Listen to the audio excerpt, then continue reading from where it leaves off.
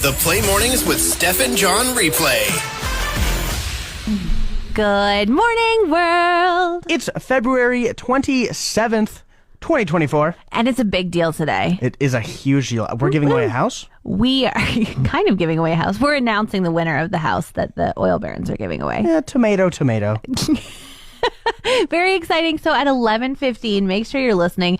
If you have the hottest ticket in town, a ticket to the Oil Barons Dream Home, we might be calling your name on the air. And calling you.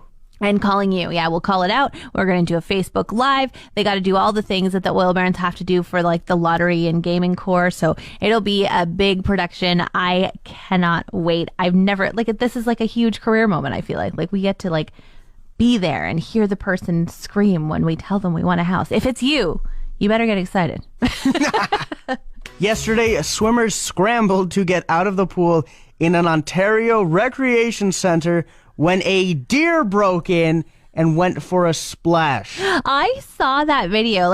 It's quite the video. I have to imagine that when you're a deer and you're swimming, just thinking about my dog when she's swimming, she has crazy claws that come out. Okay. It would suck to get kicked by a deer in water. Yeah. I'd never thought, do you think it would maybe, it would be slower? Yes, for sure. But I don't think it changes the fact that you would still have a sharp hoof trying to scramble, and you would have the fight or flight mode of the deer, and you'd just be trying to get away, and the deer would be like, I'm trying to get out of here too. Punch, punch, punch. That's fair. You're from Ontario. Has anything ever happened to you like that? I did look out my window once, and our neighbors were out of town, and there was police in their driveway, and we were like, oh my gosh, we're supposed to be watching their house. Yeah. And then it was a baby moose, and they had a police escort where they were trying to get this moose to go back to the forest. What? Yeah. What? And how small is a baby moose? Because moose are huge. Yeah, it's still human size, I would say. I heard a story from a friend of mine last night, and it just made me laugh. We were out for dinner, and he said his tongue was very sensitive, so he had to be careful what he ordered. What, you just make fun of him because he has a sore tongue? Well, I just expected him to say, oh yeah, because I ate a frozen pizza, and I couldn't wait until it cooled down, and I burned my tongue on it. Which is the likely story of everybody who has a sore tongue, right? Yeah, 100%. Roof of the mouth too. That's just what happens. Not this guy. He had a sore side, and so he put some Voltaren on it. Yeah. That icy hot stuff, and kind of really makes your side hot, but it's relaxing your muscles. Yeah. Then he brushed his teeth, and on his way to work, he noticed that he had some toothpaste on his wrist. And he was like, well, that's weird. I wonder how I got that there. And so he just decided that not to get a toothpaste stain crust on his coat or anything, that he would lick it off. Ew! That's worse. He deserves this. He absolutely... What a barbarian! But it wasn't toothpaste, of course. It was Voltaren, so his tongue started burning. Good! Whose instinct is when they have something on them is to lick it? Well, he thought it was toothpaste. That doesn't matter. He's going to eat the toothpaste? He's going to swallow it? I was wondering that too. I was like, that's the last thing I would do. I'd probably put my wrist down and wipe it on the bottom of the seat where your legs go. Yeah. Anyway, he ordered meatloaf while everybody else had spicy food. The Kellogg's CEO suggests that eating cereal for dinner might be the way to go. Oh, okay. Now, I feel this heavily as, I don't know if you know this, I'm in radio and I'm 19 years old, so I'm not good with the very limited money I have. And cereal for dinner has been pretty good for me recently. It's been quite a staple, is what you're saying? A little bit. I knew a guy who was the same age as you who didn't have any milk. He felt like milk wasn't in his budget, and okay. So he bought cereal, and he started trying to convince himself it was the same if he ate it with water. Oh, cool. This is the devil. This guy is awful. He should be on a list.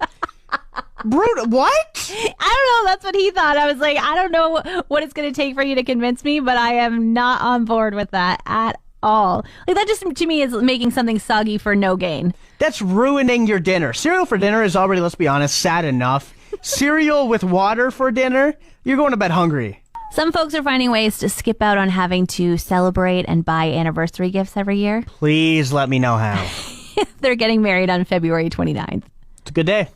So apparently this day has increased in popularity as a weekday wedding by 40%.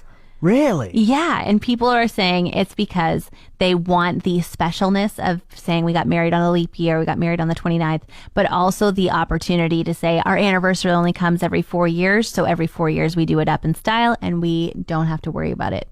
I don't hate that. Really? I don't hate that. I just feel like you could decide to do that, say like, you know, a lot of people say every 5 years, oh, it's our 10-year anniversary, we're going to do something, a 15-year anniversary, that you don't need to get married on a leap year to, and then the other ones you could do something small, you know, not just like completely skip the day altogether. No, I'm on the opposite side of you, just because it is, I think it's a lot cooler to say, hey, yeah, we did get married on a leap year, and yeah, it comes around every 4 years, instead of being like, well, we did have an anniversary this year, but we're only going to wait till 3 more years when it's our 5th anniversary. Interesting. And I feel like you have stake in the game because you've experienced the only every 4 years, because you're actually, your birthday is on a leap year day. That's right. It is my first birthday in 4 years. And you are okay with this. You're like... I am. It's not as bad as you might think. It's a lot cooler because everybody's like, whoa, really? And you get all this attention and it feels really good. So I imagine even wedding might be bigger. Yeah, you could be right. And I also feel like probably nobody ever forgets your birthday. Exactly.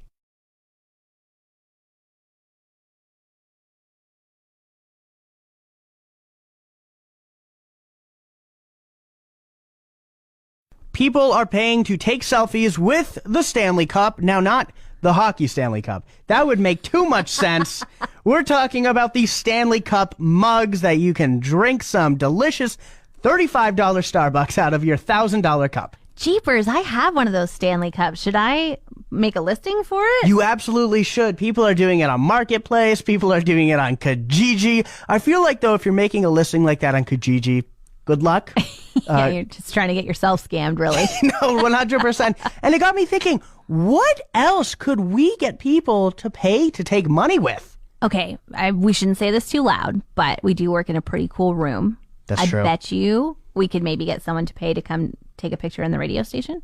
Yeah, maybe. I was also thinking, like, what if we went to Amazon and bought, like, a whole bunch of prop cash that looked real and be like, oh, you could take a photo with $1,000. Oh, like stacks and stacks of money, dollar bills, y'all. Yeah. Okay. Yep. Sure. I do want to add, if you do want to come and take a picture in the station with the cool board, we won't charge you. It's just fun. We'll give you a tour. Rumors are swirling that yellow mustard might be on the chopping block from Subway. That's the one Subway rumor I haven't heard.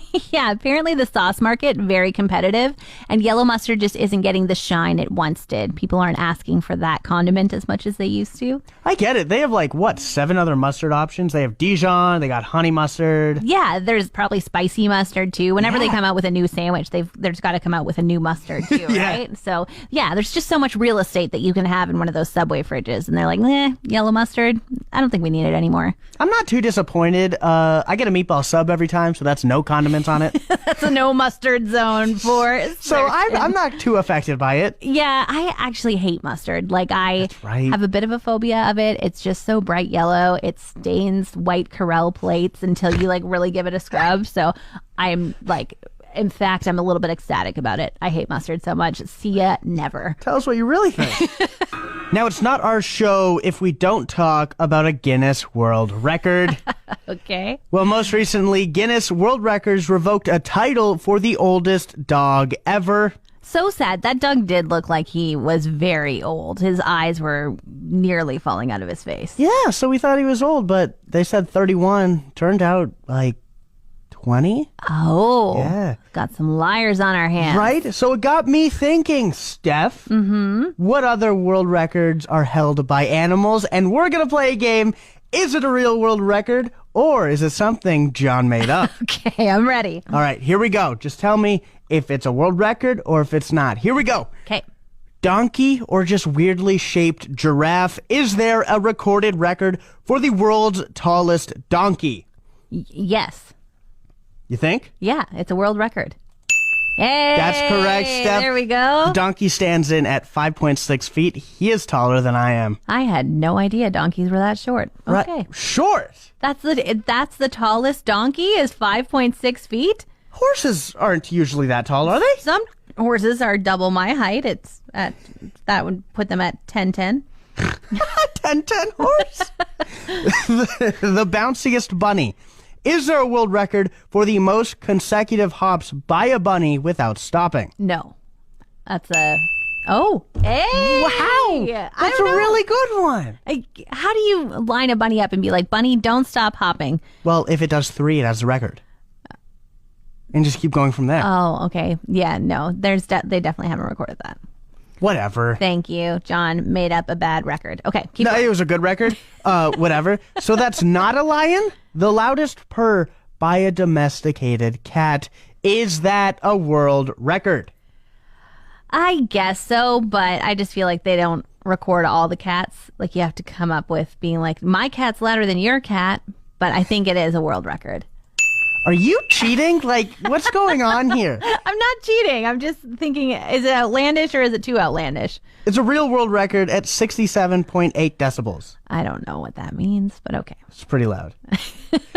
Fastest 5 meters traveled on a scooter by a dog and a cat together. Is that a real world record? That is not a world record. Really? Sorry, Steph. First one wrong. Like, a dog and a cat got on a scooter and went for a ride, and they were like, perfect. This is a world record. 5 meters in 4.37 seconds. Jeepers. It's impressive that a dog and a cat were able to get along long enough on a scooter. Right? Well, it's only 4 seconds. Thanks for listening. Don't forget to subscribe to the Steph and John replay. Find more Steph and John at play1037.ca.